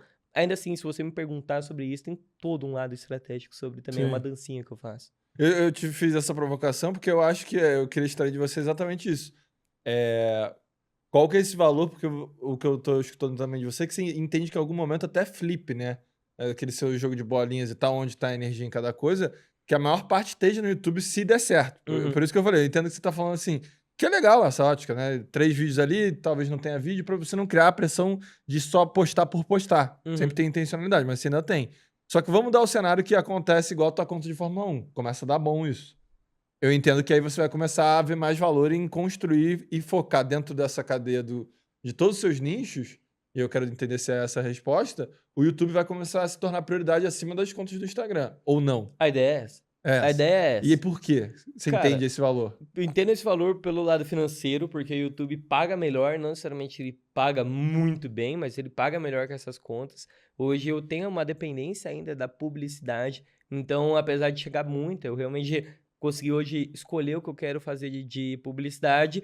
Ainda assim, é uma dependência que é um cancelamento para tudo isso acabar. Então, se eu tenho monetização, eu consigo pelo menos garantir minha comunidade ter um dinheiro ali. Então, é até uma forma de tratar o YouTube, como o Play Hard já falou, como ações. Você posta um vídeo, você está comprando uma ação. O longo prazo disso vai estar sempre me capitalizando e, principalmente, eu penso no YouTube nesse lado de capitalizar como, por exemplo, o dinheiro que eu ganho, eu tenho um salário. Eu não ganho o dinheiro da publicidade que é na minha empresa, pago o meu salário, pago o salário do Pre e deixa ali. Então, o dinheiro que eu vou ganhar com isso vai ser totalmente retornado ou para ali ficar um dinheiro tranquilo para fazer um projeto, para fechar um autódromo, para fazer um vídeo. Então, essa é a ideia também, de eu poder estar no YouTube, estar monetizando e saber que um vídeo que eu postei ele vai ser pago não só por publicidades e marcas que eu ativei, mas também ao longo prazo dele. E é muito pelo lado do conteúdo também, de eu ter que produzir menos e ter mais resultado. Então, fazer um vídeo de humor, conseguir ter trechos que eu consigo tirar fora de contexto, trechos que servem realmente só para um corte do vídeo, e às vezes um vídeo bate 300 mil likes. Um cara que faz muito bem isso, que me falou em 2023, foi o Thiago Sentê. Ele falou, cara, eu parei de produzir vídeo para vertical, faz tempo que eu já não faço vídeo de vertical, e ele tá viralizando muito. Tá fazendo conteúdo de Uber, tá fazendo os conteúdos dele de entrevista. É um cara que só faz corte hoje em dia. Verdade, ele flipou total, né? E ele saiu desse conteúdo vertical e viralizou. Então, eu olho pro Iago, um cara que saiu do mesmo lugar que eu. TikTok, mesmo grupinho, mesmo rapaziada, mesmo rolê, mesma ideia, todo mundo. Mas que ele desgrudou desse lado de collab com outros criadores, fazer um conteúdo vertical, tá todo dia numa pressão, e entender que ele pode colocar ideia num projeto de talk, de entrevista, muito numa pegada da gringa, e falar, mano, beleza, isso aqui tem cortes muito bons e viraliza muito. Então, ele é uma prova exatamente disso. Muitos outros criadores, mas ele é o mais próximo do que eu tenho. Caraca, eu queria muito poder ter um papo com ele sem a skin dele ali, porque é muito louco escutar que ele teve essa interpretação também, é muito foda. Uma época a gente não sabe, eu falo a gente em grupo, assim, não sabia a gente tá falando com o Iago ou o Thiago Sentê. Mas a divisão, quando você fala com o Iago, mano, é um cara muito inteligente. O Iago é genial. Então, se você pega a visão dele, por exemplo... Ah, não vou falar disso, que é a ideia dele. Tá bom, a gente convida ele aqui um dia pra ver se ele fala. Tá convidado, pode vir aqui no backstage. É isso. Mas... quando você vai começando a trocar ideia sobre criação de conteúdo, você vê que ele também tem muita intenção nas coisas. Também ele é um cara muito, muito, muito criativo e ele tem uma coisa que eu invejo muito e de muitos criadores de conteúdo, que é a execução. Desse meu lado de conseguir o equilíbrio, talvez eu fale muito na execução e ter muitas ideias. Então, vai abrir meu Notion. Cara, tem ali pelo menos R$1 milhão jogados dentro do Notion. Agora falta eu executar. Então, eu fico nessa. E ele é muito bom nisso. Ele tem uma ideia, ele faz na hora, cara. Então, ele é bem inteligente. Então, vamos entrar agora no gráfico pizza, porque aí a gente tá entendendo que você falou um pouco já do financeiro, que você tá buscando no YouTube, que vira um pouco essa biblioteca, né, de vídeo infinito, gera via AdSense, mas assim, hoje no teu modelo que você tá ali, conteúdo curto, como é que é o gráfico pizza dessa operação, né? Tipo, eu imagino que a maior parte venha de publicidade, mas aí se for o caso, como é que se divide, da onde vem Fórmula 1, humor, TikTok, Instagram, tipo, você consegue criar uma divisão, eu tô falando isso aqui que vai ter o gráfico aqui. Tá, vamos olhando pro gráfico falando pra ele, entendi. É isso. Mas, cara, não, eu não tenho essa separação financeira dos nichos, então tudo cai pro mesmo lado, mas porque também sou eu que lido, ainda assim eu sou ali o cara que troca ideia com ele de vídeo financeiro, ainda faço mesmo que não seja específico, você vai saber, tipo assim, pô, a maior parte vem em Fórmula 1, né? Fica livre. Mas a maior parte vem hoje da Fórmula 1 por se tratar de subnicho, então eu consigo ter mais audiência e mais fácil fidelizar o meu público e eles conseguirem entender que uma publicidade vai ser uma forma mais minha de se ver e também a marca consegue se enxergar muito mais nesse meu perfil de Fórmula 1. O de humor, assim, Fórmula 1, como eu falei, tem já sempre o pré-contexto que é sobre Fórmula 1. Então a marca já consegue enxergar isso. Tô falando de Fórmula 1, beleza, contrato o Luke, é isso. Então Guaraná me contratou em 2024, saiu da Fórmula 1, tá falando mais sobre, não contrata mais. O nicho do humor é viralização. Tu precisa viralizar para fechar publicidade. Então eu entendo que hoje no da Fórmula 1, por eu não estar viralizando tanto nesse meu nicho do humor, consegue trazer muito mais. E até numa divisão de monetização e publicidade, eu diria que é 85% publicidade. Então eu tô muito dependente disso e é impossível estar dependente. Então por isso que eu tô indo pro YouTube para estar mais pro lado da monetização e até um longo prazo tá mais pro lado de tá até em negócios, tudo mais. Hoje a agência que eu faço parte, eu sou sócio, então também tem esse lado de ter outros influenciadores, eles chegarem. E a ideia até dessa minha agência não é uma agência só de responder e-mail e fechar publicidade, é de vender projeto. Então você me fala, cara, sempre quis fazer um projeto de teatro, alguma coisa, alguma ideia, não tenho ideia, eu não tenho tempo. Você contrata a agência que eu tô. E eu faço isso. E a gente faz isso como agência. Não tem esse lado também que eu consigo ter essa verba como pessoa desse meu lado da agência. Então, como empresa, eu penso Luca Morelli ali de criação de conteúdo, 85% publicidade, mas eu também já quero começar a me desgrudar como pessoa, ter esses meus negócios, e 21 anos, tá tudo bem, não preciso ter várias empresas. E começar também a ter essa outra fonte de renda, porque como eu falei, eu tenho esse teto de dinheiro que eu, CPF, ganho como meu salário, e que eu não quero aumentar ou ganhar isso, mas ao longo prazo eu entendo que a criação de conteúdo eu busco ter até PLR, sabe? Não só Sim. pra mim, mas pra todo mundo que trabalha na empresa. Isso é importante, pra ir crescendo até todo o mundo querer. lifestyle, tudo e tal. Uhum. Mas aí você falou 85% publicidade, e o que são os outros 15%? Monetização. De YouTube, do Dias de Luca e de TikTok.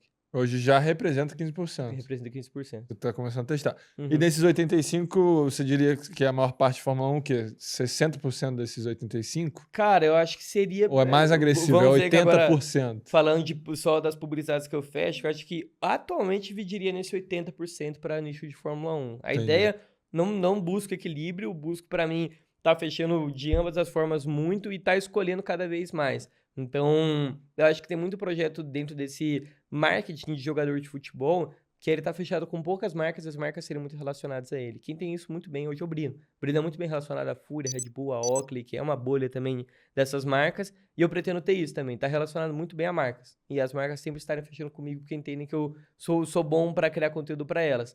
Então, ao longo prazo, tá entendendo que eu quero fechar mais publicidades para esse lado do humor, mas ter até esse praticamente salário das marcas. Não tá entendendo que eu sempre vou estar fechando com algumas e não tá dependendo da BingX, patrocinadora de criptomoeda da Ferrari, me olhar e falar, pô, você é o cara que eu quero contratar. Exatamente. Cara, eu acho que isso é um movimento natural que é muito mais justo para os dois lados, né? Seja para o influenciador e para a marca, esse modelo, vamos dizer, de embaixador. Aí você tem um fixo ali e você contribui para a marca com conteúdo. Porque na ponta do criador, o que eu mais vejo é a instabilidade, assim, mais... Eu vim do YouTube que tinha a estabilidade das views, né? Mas vendo a galera que eu troquei ideia e tal, principalmente TikTok e tal, tem mês que você tá lá na lua, tem mês que você tá sem nada. Sim. Então, assim, é uma pressão emocional, assim, vendo até de fora, assim, que eu falo, caraca, que loucura. E pra relação da marca, também é uma merda, porque você paga uma fortuna em um vídeo, aparece, some. Sim. E aí você não faz parte da narrativa, não tem um fit cultural. Isso você tá falando também, criar quais são essas marcas que de fato comunicam com a sua audiência, que você também se sente parte, né? Sim. Não é um negócio aleatório, você vai vender, sei lá, feijoada. Pode ser que sim, que você vai me feijoada. Mas, entendeu? Ficar um negócio de fora. Então, acho que a tendência é essa, e aí é o que você falou, de relacionamento, né? Tem que construir isso. Né? Por exemplo, com a Red Bull hoje é uma marca que... A Red Bull hoje é uma marca que eu sei o cara que trabalha nesse nicho de criador de conteúdo, e ele é um cara que eu sempre tento passar a visão de criador. Então, por exemplo, ele falou, cara, vai ter um evento na Honda, que é a Red Bull toda relacionada, que vai estar um piloto da MotoGP. Aí eu falo, bom, beleza, eu vou ter acesso? Não, você vai na coletiva de imprensa. Eu falo, não vou, então. Não tem porque eu ir. Não tem porque se eu não vou ter esse acesso. Não é por ego, não é porque eu quero ter acesso, porque eu sou um criador de conteúdo, chupa jornalistas, vão pro lado. Mas porque eu entendo que pra mim não faz sentido cobrir uma coletiva de imprensa, até pro conteúdo que eu crio. Se eu não tiver 5 minutos com o cara, poder pelo menos tirar uma foto ou criar um vídeo, não faz sentido.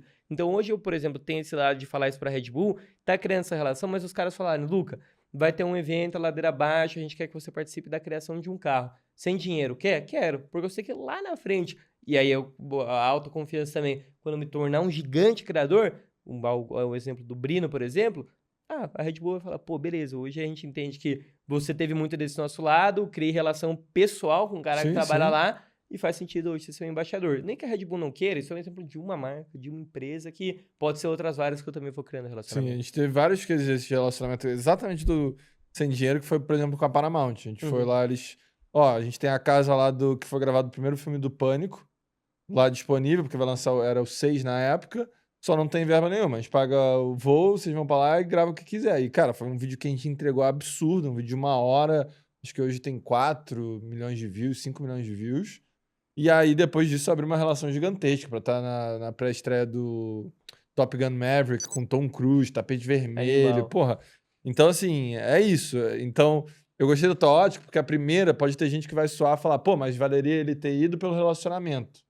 Mas mesmo pelo relacionamento, no caso da imprensa, você tá gastando um dia seu que você estaria produzindo conteúdo pra algo que não vai te gerar tanto conteúdo e, de fato, você não vai provar o seu valor lá, né? Sim. Então é muito mais jogo quando tiver uma oportunidade que você possa provar o seu valor aí, você agarrar mesmo que não tenha retorno financeiro, pra ir se provando. Acho que esse é um mindset legal da galera ter. Cara, eu acho que principalmente o que a gente busca muito também, aí vai de cada criador de conteúdo, mas é oportunidade. Então se a marca fala, pô, eu te dou esse acesso, às vezes não pagando a monetização que eu faço com o YouTube, que eu faço nos meus vídeos, ou até o lado de currículo, olha o que eu já fiz, é muito da hora. Por exemplo, eu já entreguei um prêmio pro Piastri na Fórmula 1. Ninguém me pagou nada. Obviamente tem dinheiro envolvido da Pirelli.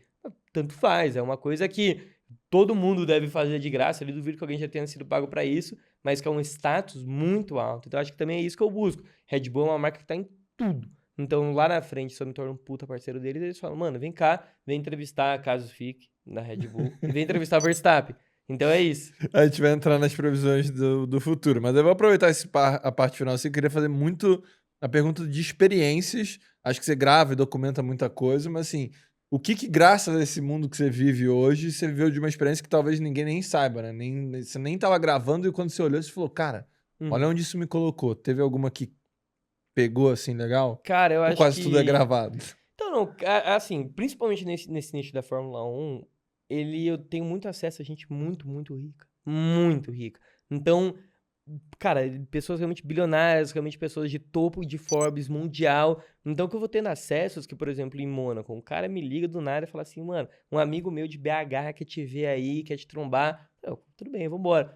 O cara tinha um barco animal, que eu vivi um rolê, inacreditável em Mônaco. Então, acho que também é até por esse lado fútil. Tipo, nossa, já sentei em mesas que a conta foi 250 mil reais, comi, bebi da melhor comida e fui embora. E não, obviamente não dividi nada, não tem nem esse dinheiro. E aí fui lá, e assim, uns rolês animais que principalmente a Fórmula 1 vai experienciando. Mas até, pô, ali quando eu fui entrevistar o Toto Wolff, chefe de equipe da Mercedes, é um bagulho que, dentro do momento da gravação, tava tudo assim, todo introvertido, falando inglês, fora, não tenho tanta liberdade no inglês, mas que aí depois, quando acaba a gravação, eu fiquei trocando uma ideia com ele, sabe? Fui comendo um tempo da outra pessoa ali, mas que o cara tava querendo trocar ideia comigo. Então, até nessa entrevista com o Toto Wolff, o começo da entrevista é ele me entrevistando, perguntando quem eu sou. Então, esses pequenos detalhes também, essas pequenas vivências, principalmente com esses lados que, cara, a gente não tem ideia o que é um bilionário quando você vai vivendo, é realmente experiências muito doidas. Então, é muito legal. Eu acho que muito desse lado da Fórmula 1, assim, mas até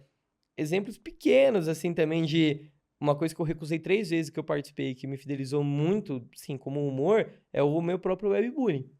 3 vezes eu recusei. Até o Maurício me ligar e falar, mano, vem participar. E aí foi o que mais estourou da nova geração.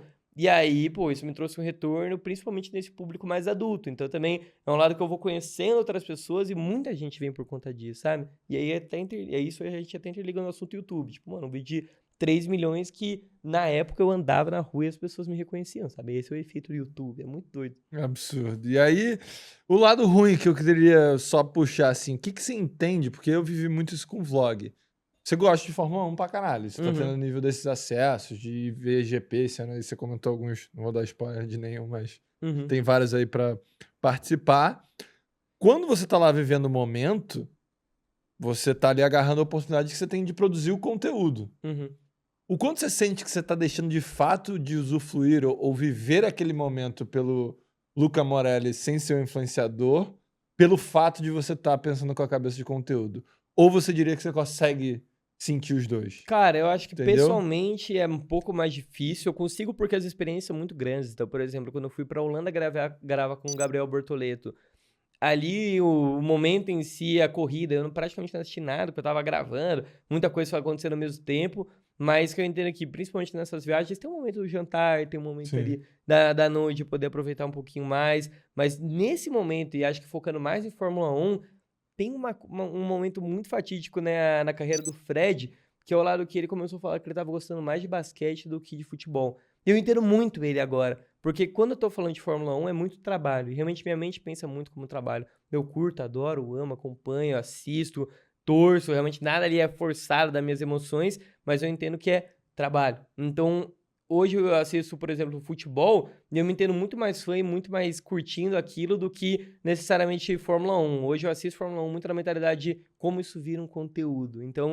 minha mente é praticamente como eu tô assistindo um vídeo do YouTube, como isso pode, como esse trejeito do cara falando no vídeo pode se tornar alguma referência para eu também poder fazer. Então, na Fórmula 1 eu penso assim e em outros nichos eu não vou tendo essa dificuldade. Ou até nessa consumação de conteúdo como futebol. Eu tava ali tentando, por exemplo, ir pra Champions League com a PlayStation. Não aconteceu, mas eu tenho certeza que assistir o jogo de futebol eu ia estar curtindo muito mais do que tá vendo uma corrida de Fórmula 1. Porque a corrida de Fórmula 1 eu tô sempre assim, tô sempre aqui, com o celular na mão, pensando, postando, o carro passa, eu aqui, olho, faço. Então, eu entendo que por ter se tornado um trabalho, eu vou tendo um foco muito de trabalho e que eu não deixo de curtir, eu ainda aproveito, curto muito, porque também o que me faz feliz é ter o resultado e estar criando conteúdo. Então, caramba, o que eu faço hoje é o que eu sempre quis. Então, eu estar ali criando conteúdo sobre Fórmula 1 fora do país, eu tô ficando muito feliz com o que eu tô fazendo também. Então, é só um lado, é um trabalho, eu entendo, eu gosto. Talvez a minha paixão, aquela vontade não seja a mesma lá do começo, mas ela nunca vai deixar de existir, porque ainda se trata sobre criação de conteúdo, que é algo que eu gosto eternamente, sabe? Sim. Eu fiz essa pergunta porque a gente viveu esse paradoxo e eu acho que é contínuo.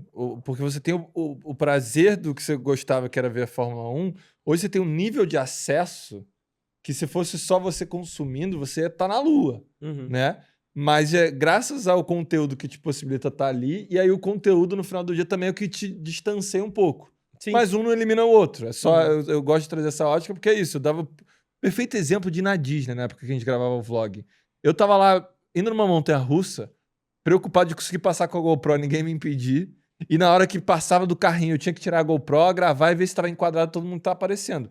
Eu ainda estava curtindo a montanha-russa no final do dia. Sim. Mas não é a mesma coisa que se eu tivesse sem câmera no bolso e pudesse só aproveitar a montanha-russa. Era literalmente isso que acontecia, entendeu? E aí quando eu escuto a tua história, tipo, dentro de outros aspectos, é um pouco da mesma coisa. Mas ao mesmo tempo você só tá lá.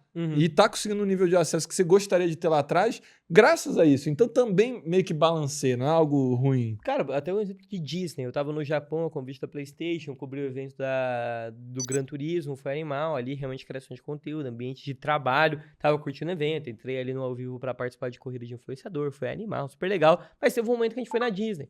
Que a gente tava ali, foi aproveitar o momento, foi aproveitar o rolê, não levei câmera, não levei GoPro, não gravei ali storyzinho no máximo, que é brincadeira, faz algo tipo, pensei nisso, grava aqui, mas que não me preocupei em estar gravando, realmente aproveitei, e é muito diferente, porque eu já fiz vlog em lugares, às vezes, de curtição, assim, de rolê, ou às vezes até de parque, e que eu percebi essa diferença que você tá falando, realmente, né? Sim. Que a gente deixa de aproveitar, mas tem o foco de você não deixar a câmera voar da montanha-russa. Sim, assim, exato. Então... Bom, e aí agora os cortes das previsões para daqui 5 anos. Que a gente vai voltar daqui 5 anos fazer um novo backstage e ver o que você acertou lá no futuro. E aí, cara, da tua vida, pessoal, pode ser pessoal, pode ser o lado de conteúdo, pode ser sobre o mundo, o que você quiser filosofar, porque você já falou bem pra caramba, irmão. Pô, então assim, acho que até as pessoas aí conseguem pausar agora e saber do que eu vou falar, porque minha ideia é seguir carreira nesse meio de criação de conteúdo. Talvez não estar sempre nesse meio de YouTube, exatamente, é entender que há 5, 6 anos atrás a gente nem pensava em TikTok, mas entender que eu sempre vou estar ali fazendo vídeo e que eu percebo que pra mim isso é meio doido, até falando um pouco lá, depois eu volto nesse assunto de 5 anos, porque eu percebo que tem muito criador de conteúdo que pensa realmente a internet como um lado financeiro. E pra mim, como eu falei, eu acompanho o YouTube desde antes de eu ter 10 anos. Eu sempre pensei em realmente seguir carreira. Então é algo que essa resposta vem do Luca de 2020, vem dessa, e talvez do Luca daqui 5 anos ele também vai estar respondendo que daqui 5 anos ele vai estar querendo fazer isso. Porque eu sempre quis ser criador de conteúdo, tá fazendo vídeo e as pessoas gostarem disso. Visualização, dinheiro, sempre pensei como consequência. Sempre pensei como consequência do que eu faço. E pra mim é muito doido, porque eu tenho amigos, ou criadores de conteúdo próximos a mim, que pensam, tipo, mano, eu quero muito fazer muito dinheiro com a internet, faço dinheiro com isso e quero desaparecer. Isso nunca entrou na minha cabeça. Sim. E pra mim é aquela coisa... Aí sim entra o meu lado tiozão de falar, como assim? Como assim as pessoas têm essa mentalidade? Não todo mundo ama isso daqui que tá fazendo, quer ficar aqui pra sempre. Porque essa é a minha mentalidade. Não sei se pra sempre. Como eu falei, talvez, cara, quando eu tiver um filho, minha perspectiva de vida mude completamente. Mas daqui 5 anos também não é a ideia. Mas de eu estar fazendo vídeo, de eu estar ali criando, e minha ideia daqui 5 anos é eu realmente ter só mais 5 anos. É eu estar ali criando conteúdo, estar fazendo o que eu gosto, e as pessoas também curtindo, e, sim, de relance, de consequência, do que eu não consigo mensurar, que é dinheiro e visualização, se eu puder desejar isso, é ter mais audiência, ter mais imagem, as pessoas falarem, pô, o Luca que já fez muitos projetos legais. Eu acho que eu prefiro ter essa visão do que ter 10 milhões de inscritos. Se eu tiver 1 milhão, mas tiverem 800 mil me acompanhando, é isso que eu quero. Bom, eu ia pedir algum número, porque mesmo você sendo, uma visão muito foda disso, vai ser legal ver o quanto você vai superar, talvez, a tua expectativa. Então, 1 milhão, eu quero estar fazendo 1 milhão de views, nunca renega, sabe? Eu quero estar fazendo uma live e estar colocando 100 mil pessoas ali numa transmissão de Fórmula 1, ver quanto tem abertura disso. Isso é uma ideia legal. Porque gosto dessa previsão, hein? Então, isso é uma coisa legal. Às vezes você tá trabalhando com Fórmula 1 nesse meio de transmissão. Fica aí daqui 5 anos. Ou até menos, mas ali também, às vezes, não necessariamente Fórmula 1, automobilismo. Estar trabalhando daqui 5 anos com automobilismo em transmissão. Porque Isso até entra no lado de podcast. Eu não gosto tanto de podcast pelo lado que eu não gosto de estar lidando com perguntas que eu não tenho esse controle. Uma transmissão, por exemplo, como eu trabalhei na Red Bull Showrun, onde eu era o cara que fazia entrevista, eu tinha tudo fechado. Eu não tinha... A minha liberdade criativa era na hora de fazer a pergunta e na hora de ele me responder essa pergunta. Ali era a minha liberdade. Mas eu tinha tudo fechado. Eu adoro isso. Adoro transmissão. Adoro ter algo que eu tenho 100% desse controle. Então... Me vejo, talvez, ali numa roda viva, girando, recebendo um monte de perguntas? Nunca. Me vejo ali num ao vivo de televisão com 10, 20 milhões de espectadores? Bastante. Absurdo. Uhum. E aí, vamos uma previsãozinha pra Fórmula 1. Uhum. O que você acha que daqui 5 anos vai ter acontecido? Vamos lá, vamos soltar cara, aí. eu vou fazer um vídeo sobre isso. Pra mim, daqui 5 anos, o Kimi Antonelli vai ser campeão mundial antes do Leclerc. O Leclerc vai ser campeão mundial. Pra mim, ele vai conseguir. A gente já vai ter tido algumas vitórias do Gabriel Bortoleto e a presença de 3 brasileiros na Fórmula 1. Tem que chutar também, né? Eu tenho que chutar alguma coisa. Cara, ele vai ser do caralho se bater. Nossa, daqui 5 anos, 3 brasileiros mas na Fórmula 1. Mas porque a nata tá muito boa, mano. Até a pessoa que ainda não tá em Fórmula, até criança. Uma criança era muito animal. E tá vindo também, igual você falou, teu trabalho aí, Drive to Survive, a gente também tá vendo aquecer muito mais e voltar aquela vontade da galera mais nova, assim, de fazer essa trajetória. O que mais? 5 anos? Mundo, você acha que... O que muda no mundo cara, daqui 5 anos? vamos estar vivos, primeiramente. Exato. Nossa, mas de mundo, nada, não tem ideia, não tem muito controle, É que eu sempre faço essa da AI, já virou até meme, mas o que você acha que a AI vai mudar nesse mundo daqui 5 anos? Cara, eu gostei muito de uma... É que eu não tenho muita noção sobre AI, você tem muito mais, mas o que você acha sobre a ideia que AI vai deixar de ser algo que é hoje? Porque eu vejo que a AI ela tem uma consumação, primeiro, muito grande de água e de processamento, e tem um limite. Você acha que uma hora não vai atingir esse limite? Ou até um cara que eu vi aí, é o papo de TikTok. Sim. Mas um cara falando no TikTok, falando, mano, IA usa tanto processamento, tanta água, que daqui a 2 anos, tipo, a IA praticamente não vai existir. Porque ela vai atingir um limite tão grande que as pessoas vão ter que falar, mano, se a gente continuar assim, não é que a IA vai dominar nossos trabalhos, a IA vai consumir o planeta Terra inteiro. Então, assim, se torna um lugar onde a tecnologia vai dominar...